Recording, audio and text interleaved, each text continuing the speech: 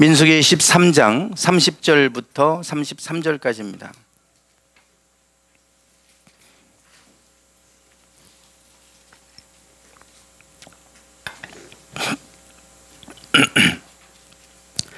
교독하시겠습니다. 갈렙이 모세 앞에서 백성을 조용하게 하고 이르되 우리가 곧 올라가서 그 땅을 취하자 능히 이기리라 하나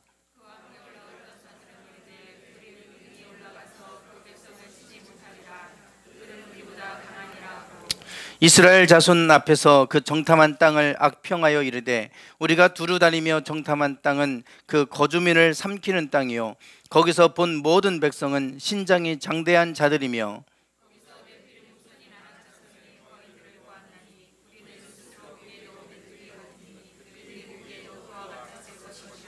아멘. 네. 주중에 미국에서 친구 목사가 한 2주 정도 한국에 있게 됐다고 연락이 와서 동기들이 대전에서 잠깐 모였습니다. 몇 명의 동기들이 모여서 같이 이제 미국에서 왔으니까 환영도 해주고 또 같이 식사를 하면서 이제 이야기도 나누고 그리고 이제 식사를 마치고 이제 사우나에 들어가서 목욕탕에 들어가서 이제 목욕도 하면서 그동안 이제 살아온 삶을 이야기들을 좀 나눴습니다.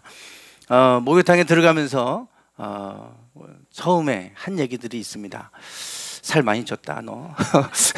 네, 그런 얘기들이에요. 벌써 이제 살들이 다들 쪄가지고 학교 다닐 때는 살도 안 찌고 마르고 했던 친구들이 어느덧 벌써 다 살이 많이 쪄 있고 이제 많이 몸매가 변해 있었어요. 그래서 살이 많이 쪘다는 얘기들을 좀 했습니다. 한 친구가 올 초에 살이 너무 쪄서 좀 살 좀 빼야 되겠다 그렇게 이제 생각을 하고 다이어트를 이제 했다고 그래요. 거기 지방에 한 4명의 목사님이 혼자는 안 되니까 같이 좀 살 좀 빼자. 그래서 한의원에 가서 이제 약을 먹고 그러면서 이제 음식을 좀 조절하면서 다이어트를 했답니다. 그랬더니 10kg가 빠지더래요. 10kg가 빠졌는데 지난주에 만났을 때 보니까 또 원상태로 돌아가 있어요. 그래서 뭐 빠진 것도 없는데 그랬더니 이제 하는 얘기가 그 원장님이 그런 얘기를 하더랍니다. 우리 몸은 3년을 기억을 한다. 그러니까 그 상태를 3년을 유지해야 된다. 그러더래요. 근데 몇 개월 유지하다가 결국 음식 조절에 실패해서 다시 원위치로 돌아가 버렸습니다. 이런 경험들 많이 하시죠. 요요 현상. 열심히 노력을 해서 뺐는데 또 얼마 있다가 원위치로 돌아가 버리는 요요 현상. 뭐 우리 살만이 아니라 그 우리 몸의 많은 부분에서 우리에게 습관이라고 하는 게 있습니다. 습관은 참 무섭죠. 제가 요즘에 그 이제 운동을 하면서 테니스를 다시 시작을 했는데요. 뭐 너무 오랫동안 한 5년 정도를 쉬다 보니까 폼들이 다 망가져 있고 뭐 이래서 레슨을 지금 받으면서 지금 운동을 하고 있어요. 을메기 공원에서 생활체육으로 그래도 거기 선수 출신을 고용을 해서 월급을 주고 그러면서 이제 구청에서 한 3만 원만 받고 한 달에 레슨을 해줍니다. 아주 저렴하죠. 보통 선수 출신한테 받으려면 한 달에 20만 원을 줘야 되는데 3만 원에 해주니까 너무 좋아요. 대덕구가 참 살기 좋은 동네예요 보니까. 그래서 이제 을메기에서 벌써 레슨을 받은 지 넉 달이 됐어요. 그럼 레슨을 받으면 폼이 잘 나옵니다. 근데 게임에 들어가면 그 폼이 하나도 안 나와요. 또 제 맘대로 이제 자기 폼이 막 나오죠. 레슨을 받을 때는 그 폼대로 잘 되는데 왜 게임만 들어가면 예전 폼이 그냥 이렇게 나오는지 참 어려워요. 이거 언제까지 그 레슨을 받아야 되나? 언제까지 이거를 해야 되나? 그런데 제가 그 친구 3년이란 말을 듣고 이걸 3년을 계속 해야 되는 건가? 이 생각이 드는 거예요. 그러니까 의식을 하고 하면 그 폼이 나오는데 이제 게임 중에는 막 무의식 중에 이렇게 하다 보면 그 폼이 또 안 나오는 거죠. 또 옛날 폼이 또 나와 버리는 거예요. 그래서 참 이 습관을 바꾼다는 게 너무 어렵다. 이게 쉬운 일이 아니구나라고 하는 것을 느끼게 됩니다. 제가 이 말씀을 드리는 이유는 지난주에 우리가 민수기에 대해서 말씀을 나눴습니다. 출애굽을 해서 여기가 애굽이죠. 이집트입니다. 지금 보이는 곳이 시내산, 여기가 시내산입니다. 애굽에서 출애굽해서 시내산까지 오는데 한 2달 걸렸다 그랬죠. 1월 14일에 출발해서 셋째 달에 도착을 했으니까 약 2달 걸렸고요. 시내산에서 2월 20일에 이 가나안 도착을 합니다. 2월 20일 날 가나안 땅을 향해 이제 출발하게 되죠. 그래서 시내산에 약 1년 정도를 머물게 된다 그랬습니다. 네, 여기에서 성막을 만들었고 그리고 율법을 받게 되죠. 그 1년 동안 준비 과정을 마치고 가나안 땅을 향해 이제 가게 하셨습니다. 이 가나안 땅 바로 밑에 바란 광야까지 오는데 불과 10하루 길이다 그랬어요. 11일 만에 그곳에 도착한 이 거리입니다. 바로 가나안 땅을 앞에 두고 정탐꾼을 이제 보내는 얘기가 오늘 본문의 이야기입니다. 11일 걸릴 거리가 이때 그 정탐꾼들이 보고한 이 사건으로 말미암아서 40년으로 이제 늘어나게 됩니다. 정탐한 날이 40일이었어요. 40일, 하루를 1년으로 계산해서 40년을 그들이 광야에서 떠돌다가 그 세대는 가나안 땅에 못 들어가고 죽었습니다. 왜? 11일 만에 갈 수 있는 이 거리가 40년이 걸렸고 광야에서 죽을 수밖에 없었는가? 이 Y에 관한 문제, 왜 그랬는가? 여기에 대해서 우리가 지난주에 말씀을 나눴죠. 여기에는 원망이 있었습니다. 불평, 불만족스럽게 여기는 마음들, 이 원망과 불평이 그들에게 있었다. 오늘 여기가 이제 그 민수기의 배경이 되는 곳입니다. 시내산이 요 밑에 여기 있고요. 여기가 이제 홍해고, 여기가 이제 이집트입니다. 그리고 여기가 시나이 반도. 요 위로 올라가면 이제 가나안 땅이 있죠. 네, 여기가 바로 지금 민수기의 배경이 되는 곳이고, 민수기의 구조는 이렇게 세 수로 나눠진다 그랬습니다. 출발하기 전에, 그리고 출발해서 그 요 광야 여정, 그리고 그 다음 세대, 이렇게 세 덩어리로 나눠져 있는데요. 문제는 여기입니다. 10장에서 20장, 불과 이제 11장인데 여기가 이 시내산에서 1년을 머물고 가나안 땅에 들어가지 못하고 40년 여정을 여기서 기록을 하고 있습니다. 그 세대가 다 죽고 그 다음 세대가 이제 이 가나안 땅을 향해 나가는 여정이 21장부터 이제 기록이 되어져 있죠. 결국은 이 10장부터 20장에 도대체 어떤 일들이 있었기에 이들이 40년을 광야에서 떠돌다 죽을 수밖에 없었는가? 여기를 주목해서 보면 여기에 반복되어지는 단어가 원망이라는 단어입니다. 오늘 지난주에 우리가 함께 나눴던 말씀인데요. 다시 한번 읽어보겠습니다. 시작.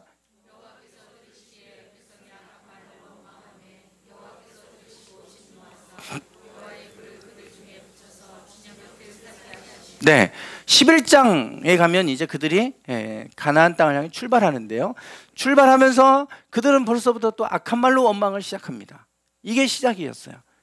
가나안 땅을 향해 출발하면서 그들은 악한 말로 원망의 말들을 쏟아내기 시작했습니다. 결국 이것 때문에 그들은 광야에서 40년을 떠돌다가 죽을 수밖에 없었다. 그들은 만나밖에 보이는 게 없다 그랬잖아요.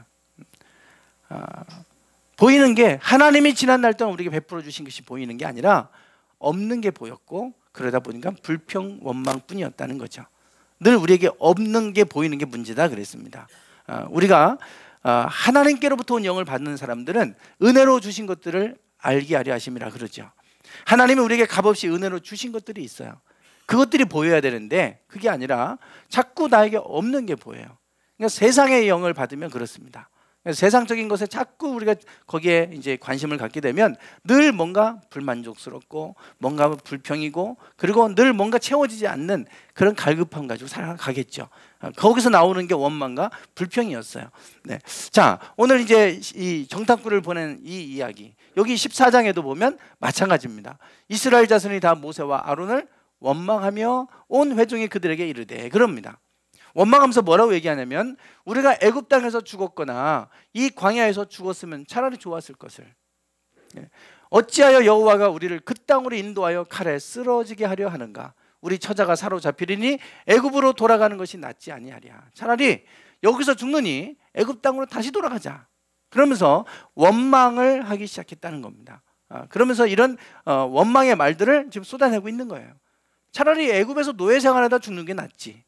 차라리 시내산 광야에서 그 시내 광야에서 죽는 게 낫지. 뭐하러 가나안 땅까지 들어가게 해가지고 거기서 싸우다 죽게 만드냐. 어차피 죽을 거면 차라리 그냥 싸우다 죽지 말고 이 땅에서 죽자. 아니면 애굽 땅에서 다시 돌아가자. 노예 생활 하더라도. 요겁니다. 그들에게 원망이라고 하는 것이 있었다라고 하는 것이죠. 예. 이 원망, 이게 바로 노예 근성입니다. 노예 근성. 노예 근성. 그들이 출애굽하는데 요셉 때 들어갔다가 출애굽하는데 430년 걸립니다. 그러면 언제부터 노예로 전락했느냐 정확하게 알 수는 없습니다. 그렇지만 분명하게 알 수 있는 사실은 모세가 태어날 때 이미 노예였다고 하는 것은 우리가 알 수 있죠. 그러니까 모세가 80세 때 그들 출애굽시켰으니까 최소한 100년 이상은 노예생활을 했다. 이 정도는 우리가 분명하게 알 수 있어요. 100년 이상, 그들이 노예생활한 건 100년 이상이에요. 그러니까 제가 뭐 테니스를 한 지 얼마나 되겠어요. 그런데 그거 가지고도 벌써 습관이 돼가지고 그것도 안 고쳐지는데 100년을 노예로 살면서 얼마나 원망과 불평이었겠습니까? 왜 우리가 하나님을 믿는 백성인 우리가 왜 갑자기 노예가 돼야 돼? 그것도 처음부터 노예였으면 이해하겠어요. 요셉 때는 아주 잘 나갔잖아요. 총리였고 그 지배계층을 형성하며 살았던 그 민족이 갑작스럽게 요셉을 알지 못하는 왕이 등장하면서 노예로 전락해버렸어요. 왜 우리가 노예가 돼야 되는가? 그러면서 원망과 불평이 가득했을 겁니다. 그것이 그 자녀들에게 흘러가서 그래서 그것이 노예 근성으로 돼버리는 거예요. 툭하면 원망이에요. 툭하면 불평이고 그것이 바로 그들의 삶이었다고 하는 것을 우리가 이제 보게 됩니다. 자, 그래서 이제 노예 근성이다. 이게 잘 안 버려지는 거예요. 아무리 하나님이 좋은 것 줘도 만족하지 않고 또 없는 거 보고 또 불평하고 이제 이러는 그러한 노예 근성. 이 노예 근성의 최정점을 찍는 모습이 바로 오늘 본문의 이야기입니다. 그 모습. 네. 하나님께서 이제 가나안 땅에 바란 광야에 10하룻길을 걸어서 바란 광야에 도착하게 하셨습니다. 바로 위에 이제 가나안 땅이 보여요. 그 가나안 땅 바로 밑에 바란 광야에서 하나님 말씀하시죠. 사람을 보내어 내가 이스라엘 자손에게 주는 가나안 땅을 정탐하게 해라. 너희가 들어가야 될 그 가나안 땅에 사람을 보내서 정탐을 하게 해라. 그런데 어떤 사람을 보내라고 그럽니까? 지휘관단자 한 사람씩. 그 각 지파 12지파의 지휘관들, 지도자가 되는 사람 12명을 택해서 그들을 그 가나안 땅에 보내라 그랬어요. 그러니까 지도자가 될 만한 사람들이면 얼마나 그래도 존경받는 사람들이겠습니까? 그리고 리더십이 있는 사람들이고 그 사람들을 뽑아서 12명을 정탐꾼으로 보내라 그런 거예요. 그랬더니 모세가 여호와의 명령을 따라 바란 광야에서 그들을 보냈으니 그들은 다 이스라엘 자손의 수령된 사람이라. 각 지파의 우두머리가 되는 그런 지도자들을 보냈다는 겁니다. 그런 사람들을 지금 하나님 그 모세가 12명을 뽑아서 보낸 거예요. 그 13장이 12명의 이름 명단이 고스란히 나와 있습니다. 무슨 지파에서는 누구, 무슨 지파에서는 누구, 이러면서 그 쭉 이름까지 다 나와 있어요. 기원전 1500년 전의 이야기니까요. 아주 뭐 상세하게 이름까지 다 기록이 남아 있습니다. 이런 걸 보면 성경이 참 대단하다. 물론 더 그 전에 가면 뭐 아담의 족보까지 나오니까요. 최초의 인류라고 하는 아담의 족보까지 명단까지 다 나오고 몇 살까지 살았는지 구체적으로 나오니까 야, 성경을 보면 볼수록 알면 알수록 어떻게 이렇게 구체적으로 이런 기록까지 다 남아 있을까 싶을 정도입니다. 그래서 이제 12명의 이름들이 다 나와 있습니다. 다 나와 있어. 그러고 나서 12명을 보낸 거예요. 정탐을 시켰어요. 지금 이제 가서 이제 선글라스도 끼고 이제 정탐을 지금 하는 거죠. 정탐을 하고 이제 그 땅에 가서 보니까 저는 과실도 보이고 이제 정탐하고 돌아왔습니다. 그리고 나서 40일 동안 정탐을 하고 돌아와서 보고하는 거예요. 백성들 앞에서 그 땅이 어떠한지 보고하는 거예요. 왜? 그냥 들어가라고 했지 하나님이 왜 정탐하게 하실까? 그들의 믿음을 좀 테스트하시려고 하는 것인가? 그런 생각이 들어요. 그냥 들어가도 되잖아요. 근데 갔다 와서 너희가 그 땅이 어떤지 정탐을 보내라. 그래서 이제 정탐하고 이제 와서 보고를 하는 겁니다. 그게 이제 13장 25절부터 27절까지 나와 있습니다. 한번 좀 같이 읽어보겠습니다. 시작.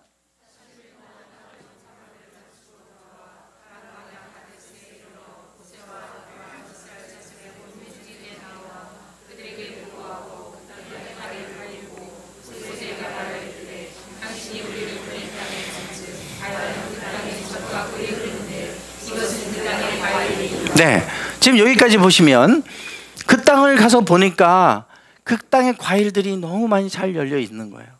그 땅의 과일들을 가져왔어요. 가져와서 보여주면서 이게 그 땅의 과일이다. 그리고 그 땅에 가보니까 과연 그 땅에 젖과 꿀이 흐르더라.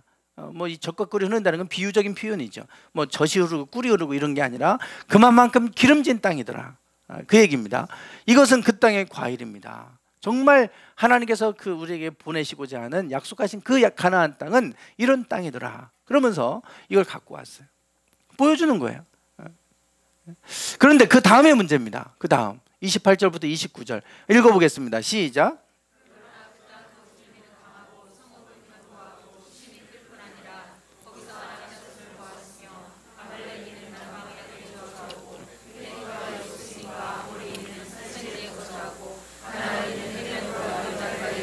네, 그러나 그러잖아요. 그러나 그 땅에 그렇게 좋은 것들이 있고 정말 그 땅은 기름진 땅이고 정말 우리가 살기에는 최적의 장소고 너무 좋은 땅이죠. 그러면서 희망적인 이야기를 했습니다. 그런데 그러나 그 땅 거주민은 강하더라 이거예요. 얼마나 강한지 성읍은 견고해서 난공불락이에요. 이걸 어떻게 공략해야 되나? 그리고 그 성읍이 견고하고 클 뿐만 아니라 거기서 안악자손을 보았다. 이게 이제 거인족입니다. 거인족. 안악자손을 보았어. 그래서 거기서 이런 사람들이 거주하고 있더라 이거예요. 그러나 이 말은 그 땅에 들어갈 수 없다는 얘기겠죠. 그 땅이 그렇게 좋은 땅이지만 우리가 들어가기에는 역부족이다. 이건 들어갈 수 없다. 그건 부정적인 보고를 한 거예요. 뭐 백성들이 그 보고를 듣고 막 술렁이기 시작합니다. 이제 그 코앞에 그들이 광야 출애굽해서 이제 가나안 땅을 향해 가고 있고 가나안이 앞에 보이는데 갔다 와서 보고한 결과를 듣고 이건 가서 싸워봐야 그냥 죽는 거예요. 그래서 아까 그들이 원망합니다. 여기서 싸우다 죽느니 차라리 애굽 땅으로 돌아가는 게 낫지 않겠냐. 그러면서 지도자를 따로 세우고 우리 돌아가자 그런 거예요. 지도자를 따로 세우고 돌아가자. 이렇게까지 반응할 정도입니다. 그런데 이 보고를 할 때 그 중에 여호수아와 갈렙 두 명만은 다른 보고를 하죠. 갈렙이 나섭니다. 갈렙이 나서서 그들을 향하여 외칩니다. 읽어보겠습니다. 시작.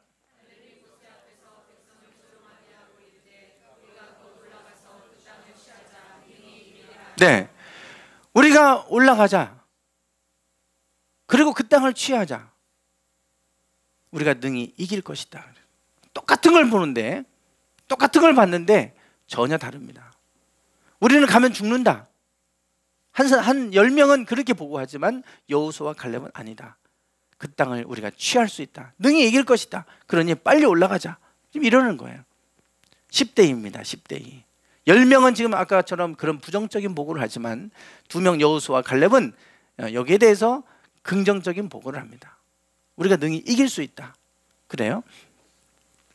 자, 그러면 그러자 또 그 10명이 함께 올라갔던 사람들 10명이 거기에 대해서 반박을 합니다. 뭐라고 하냐면 우리는 능히 올라가서 그 백성을 치지 못하리라. 그들은 우리보다 강하니라. 이스라엘 자손 앞에서 그 정탐한 땅을 악평하여 이르되 우리가 두루다니며 정탐한 땅은 그 거주민을 삼키는 땅이요 거기서 본 모든 백성은 신장이 장대한 자들이다. 그 땅은 우리를 삼키는 땅이다 까지 얘기해요. 그래서 우리가 거기서 신장이 장대한 거인들을 봤다는 겁니다. 자, 여기서 이제 33절 같이 읽어보겠습니다. 시작.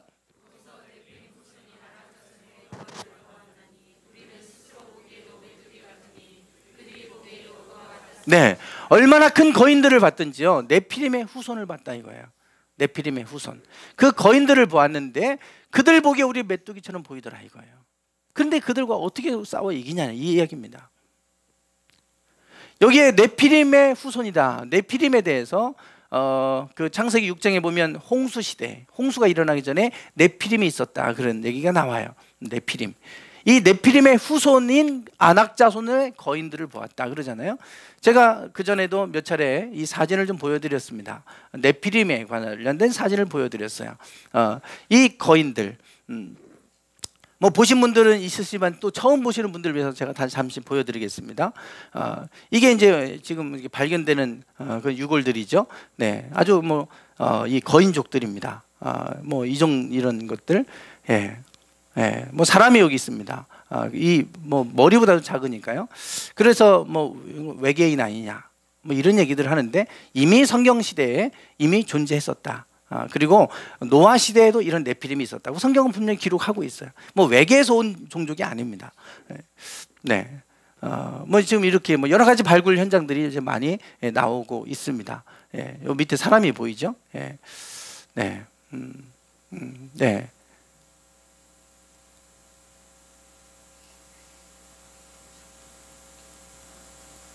예, 저런 유골들이 수없이 발견됐는데요. 우리 평균 인간의 평균 수명 평균 신장이 1m 80, 180이다. 그랬을 때 최고 많이 발견된 건 11m까지 발견됐습니다. 이게 네피림이에요. 네피림. 거인족이라는 뜻입니다. 거인족. 네피림의 후손인 안악자손을 보았다 그러잖아요. 그러니까 그 후손들이 있는데 물론 그 당시에 이 여리고성에 있었던 사람들은 이 정도까지는 아니에요. 그 후손이 지금 남아 있고 노아 시대에 다 전멸했고 그 후손들이 이제 다시 이제 어떻게 유전자적으로 흘러나왔는지 모르겠지만 그 이제 그 후손들이 남아 있는데요. 성경에 그들에 관한 얘기를 합니다. 여기가 바로 가나안 땅을 점령할 때 그 당시에 사람들의 신장이 어느 정도인지를 가늠케 하는 그런 구절이에요. 한번 읽어보겠습니다. 시작.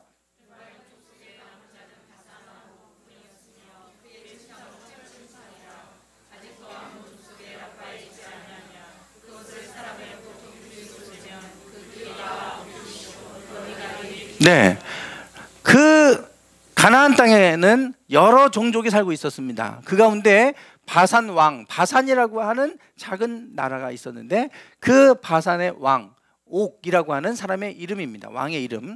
그런데 그 르바임 족속 중에서 남은 사람이 이제 요 왕, 옥이 있었는데 그의 침상은 철로 돼 있었다. 그러면서 그 침대의 크기를 얘기해 줍니다. 사람의 보통 규빗으로 재면 길이가 9규빗. 규빗은 요 팔꿈치입니다. 요 팔뚝까지 팔꿈치. 대략 50cm로 계산을 합니다. 그러면 길이가 어느 정도인지 계산이 되죠. 예, 9규빗이니까 9, 5, 45, 4m 50이에요. 침대 길이가. 이 정도는 아주 큰 평수에서 살아야 됩니다. 4m 50. 침대만 4m 50. 너비는 4규빗. 약 4, 5, 20, 2m. 폭이 2m, 길이가 3m 50 정도. 그러니까 키가 어느 정도였는지 가늠이 되죠. 그런 사람들을 보고 온 거예요. 그런 사람들이 안악자손들이 지금 이 정도의 사이즈였다 이거예요. 이 사람들을 보고 온 거예요. 그 사람들을 보고 오니까 다 기겁하죠. 그들 보기에 우리는 메뚜기 같다? 당연한 얘기입니다. 그들이 보고 온 게 거짓말이 아니에요. 과장이 아닙니다. 사실입니다. 그들 보기에 우리는 메뚜기처럼 보이고 우리는 거기서 이런 사람들을 봤다는 거예요. 이미 이런 존재에 대해서 알고 있었기 때문에 안악자손을 봤다 그러면 사람들이 다 기겁하는 거죠. 저런 사람들하고 어떻게 싸울까? 다윗과 골리앗의 얘기입니다. 이거는 좀 더 시간이 더 지나서 다윗 시대니까 약 500년 후의 얘기입니다. 500년 후에 골리앗과 싸우는데 골리앗의 키가 얼마였냐? 성경의 사무엘상 17장 4절에 보면 골리앗은 가드 사람이요 그의 키에는 몇이었다 이런 기록이 나와 있어요. 성경에 6규빗 한 뼘이다. 이제 얼마인지 아시겠죠? 5를 곱하면 50cm니까 6, 5, 30, 3m하고 한 뼘이 되는 거예요. 그러니까 3m가 넘어요. 지금 전 세계에서 여태까지 인류 역사상 가장 키가 컸던 사람 2m 75인가요? 뭐 이렇게 인터넷 검색을 해보니까 나와요. 얼마나 큰지 몰라요. 사람이 성인이 딱 서면 허리 조금 이렇게 올라와 정도고 2m 75인데도 그래요. 근데 3m가 넘어요. 그러니까 골리앗을 다윗이 나가서 싸웠다. 그것도 어린 소년 다윗이 싸웠다. 이건 대단한 거죠. 그러니까 그 당시에 안악자손의 후손들이 어느 정도의 신장을 갖고 있었는지 우리가 이 구절들을 보면 알 수가 있어요. 그러니까 이들을 지금 보고 온 겁니다.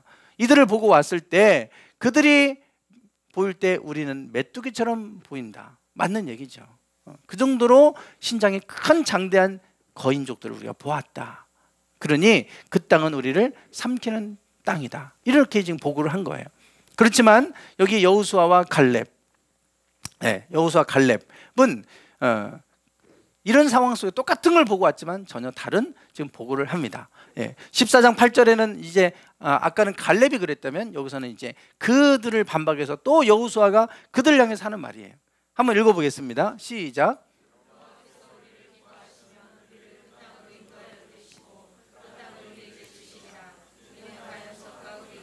네, 여호와께서 우리를 기뻐하시면 우리를 그 땅에 인도하여 들이실 것이다.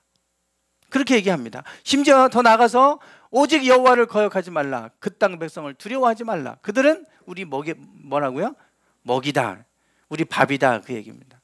그들은 우리 밥이다. 이런 환경 속에서 똑같은 걸 봤는데 그들은 우리 먹이라는 거예요. 먹이. 그들의 보호자는 그들에게서 떠났고 여호와는 우리와 함께 하시느니라. 왜 그들이 우리의 먹이라고 그럽니까? 그 이유가 뭡니까? 여호와께서 우리와 함께 하시니까. 여호와께서 우리와 함께 하시니까. 똑같은 걸 봤는데 반응은 너무 다르죠. 너무 다릅니다. 여호수아 갈렙이 이런 보고를 하니까 사람들이 돌을 들어서 치려고 하는 거예요. 그 순간에 하나님이 나타나셔서 그들을 향해서 말씀하십니다. 그리고 나서 이제 40년 광야길을 걷게 되는 얘기가 바로 이 얘기예요. 똑같은 걸 봤습니다. 다른 걸 보고 온 게 아니에요. 똑같은 걸 봤습니다. 그런데 하나는 한 부류는 메뚜기라고 그러고 한 부류는 먹이라고 그럽니다. 도대체 그 이유가 무엇입니까? 우리는 똑같은 걸 보고 똑같은 걸 우리가 경험하고 똑같은 세상에 사는데 누구는 메뚜기라고 그러고 누구는 먹이라고 그러고 누구는 긍정적인 이야기를 하고 누구는 부정적인 이야기를 합니다. 도대체 그 차이가 어디에 있습니까? 오늘 제목입니다. 하나는 보이는 것이고 하나는 보는 것입니다. 보이는 것과 보는 것 똑같은 것 같은데 전혀 다른 얘기입니다. 우리는 사물을 볼 때 무엇을 가지고 보죠? 네? 이게 뭐 같으세요? 네, 눈으로 보잖아요. 눈에 빛이 들어와서 우리는 그것을 보는 거예요. 그러니까 우리는 눈으로 지금 보잖아요. 그렇지만 눈은 빛을 받아들이는 역할만 합니다. 실제로 보는 건 뭐가 볼까요? 뇌에서 봅니다. 뇌에서. 뇌에서 보죠. 뇌에서. 그 빛을 받아들이면 그 빛을 가지고 이 뇌에서 해석을 합니다. 그걸 받아들이면서 이게 뭐구나. 어떻게 받아들여야 되는지 해석을 해요. 똑같은 얼굴을 보는데 어떤 사람은 잘생겼다고 그러고 어떤 사람은 못생겼다고 그러고 다 받아들이는 게 다르잖아요. 똑같은 걸 보지만 받아들이고 보는 거는 우리 뇌에서 봅니다. 마음이 보는 거예요. 마음이. 그러니까 오늘 우리가 이 보여지는 이 세계를 똑같이 보는 것 같지만 사실 우리는 보는 거예요. 보는 거. 우리 마음으로 봅니다. 눈으로 보는 것 같지만 마음으로 봐요. 그 사람의 마음이 어떠냐에 따라 보는 게 달라져요.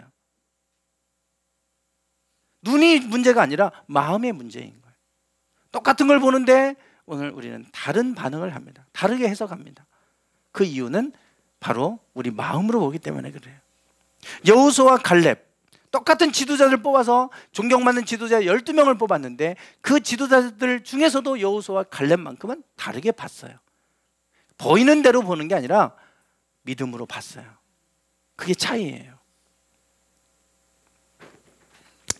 히브리서 11장 1절과 2절에 보면 믿음에 관한 말씀을 하고 있습니다. 우리 같이 한번 읽어보시겠습니다. 시작.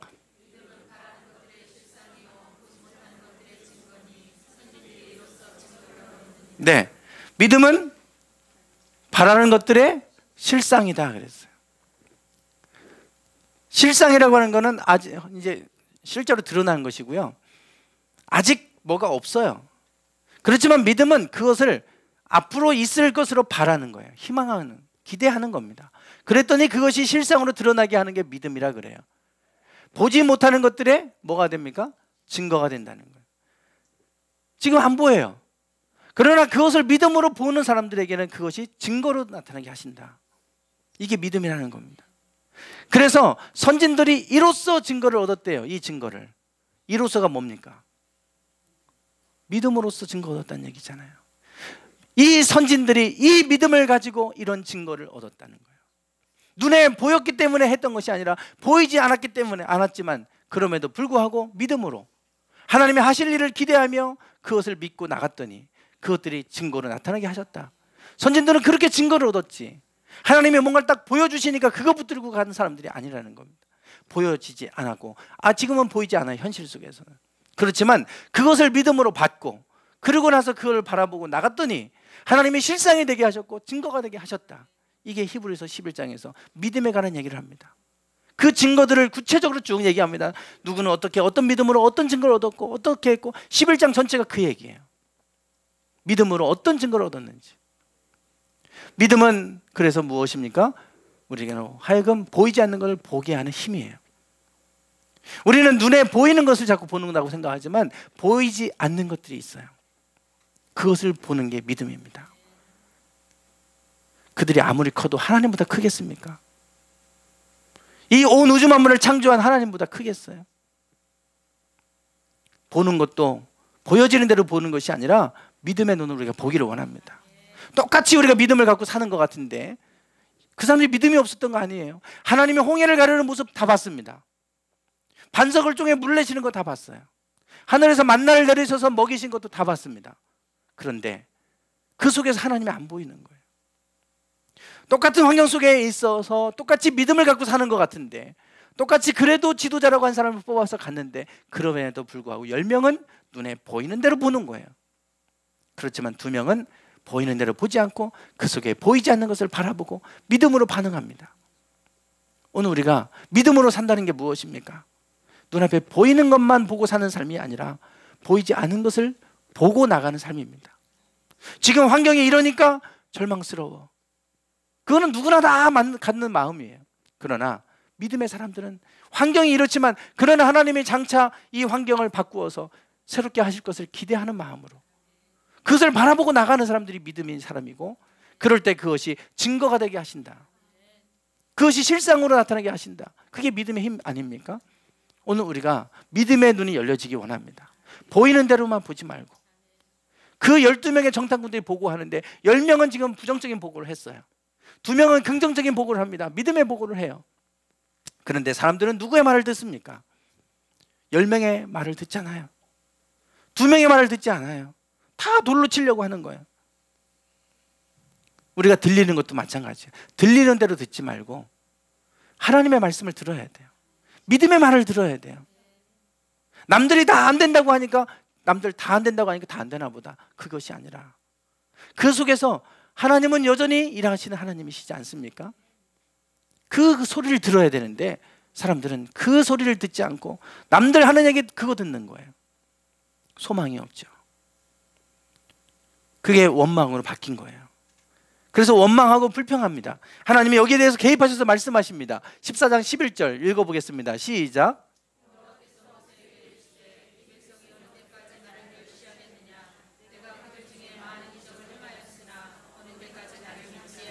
네, 지금 이거예요. 그 원망하고 불평하는 그들을 향하여 하나님 말씀하시는 것은 그들이 어느 때까지 나를 멸시하겠느냐. 내가 얼마나 많은 이적을 행해야 되겠냐. 애굽 땅에 있을 때 10가지 기적을 보여주셨고 광야 여정 속에서 많은 기적을 보여줬지만 그럼에도 불구하고 너희가 나를 믿지 않는다는 거예요. 어느 때까지 나를 믿지 않겠느냐.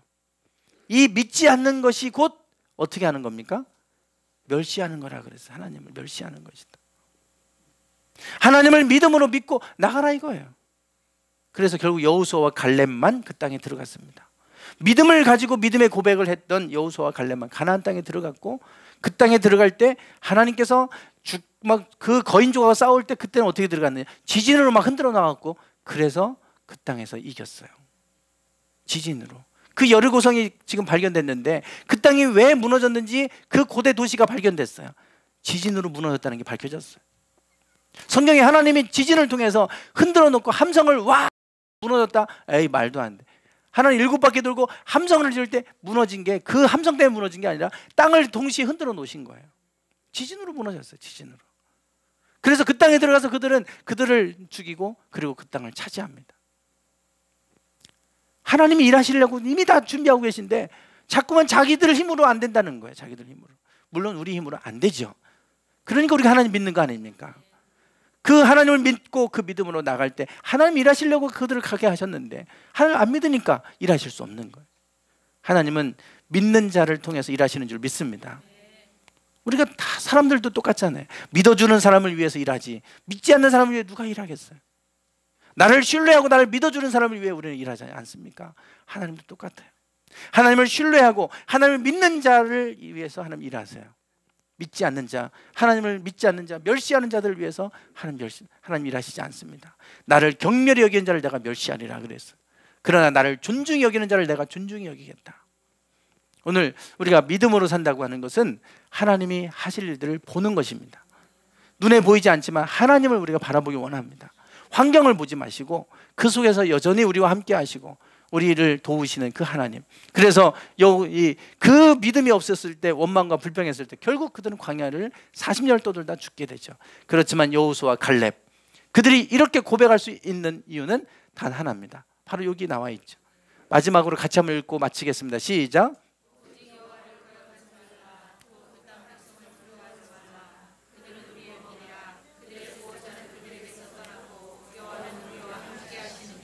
아멘. 네, 하나님이 우리와 함께 하심을 우리가 믿는다면 그 하나님을 우리가 보기를 원합니다.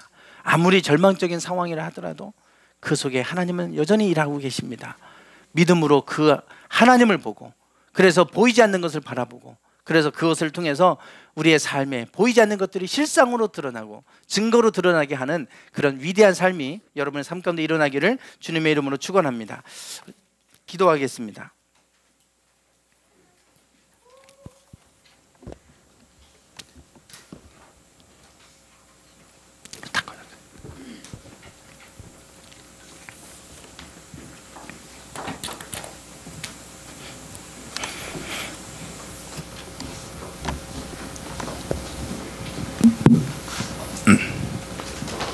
하나님, 우리가 믿음으로 산다고 하면서 여전히 눈에 보이는 대로 우리가 판단하고, 눈에 보이는 대로 생각하고, 눈에 보이는 대로 느끼고, 하나님, 그렇게 우리가 세상 사람들처럼 살아갈 때가 많습니다.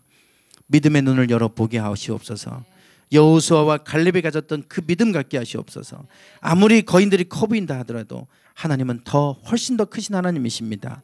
그 하나님은 우리 편이시고 우리의 하나님이심을 믿기에 우리가 그 믿음으로 나아갑니다. 주님, 저희들에게 믿음 없음을 불쌍히 여겨주시고 믿음을 더하여 주시옵소서. 그 믿음으로 담대히 나아가는 저희들 되게 하옵소서. 예수님의 이름으로 기도드리옵나이다. 아멘. 찬양 드리겠습니다.